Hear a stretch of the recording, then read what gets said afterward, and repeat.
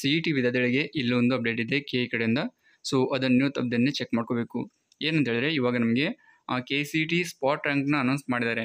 So ಇದು only K C T result ಬಿಟ್ಟಾಗ ಯಾರ್ಯಾರಿಗೆ ರಿಸಲ್ಟ್ ಅನೌನ್ಸ್ ಆಗಿರಲಿಲ್ಲ ಅಥವಾ ಸ್ಕೋರ್ ಕಾರ್ಡ್ ಬಂದಿರಲಿಲ್ಲ, ಸೊ ಅಂಥ ವಿದ್ಯಾರ್ಥಿಗಳಿಗೆ ಈ ಒಂದು ಸ್ಪಾಟ್ ರ್ಯಾಂಕ್ನ ಕೊಟ್ಟಿರ್ತಾರೆ.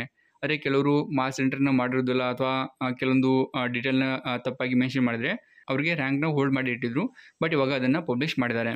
ಸೊ ರಿಸಲ್ಟ್ ಬಿಟ್ಟಾಗ ಯಾರ್ಯಾರಿಗೆ ರಿಸಲ್ಟ್ ಅನೌನ್ಸ್ ಆಗಿರಲಿಲ್ಲ ಅವರು ಕೆ ಯು ಟಿ ಬಂದು ಇಲ್ಲಿ ಒಂದು ಲಿಂಕ್ನ ಕೊಟ್ಟಿರ್ತಾರೆ.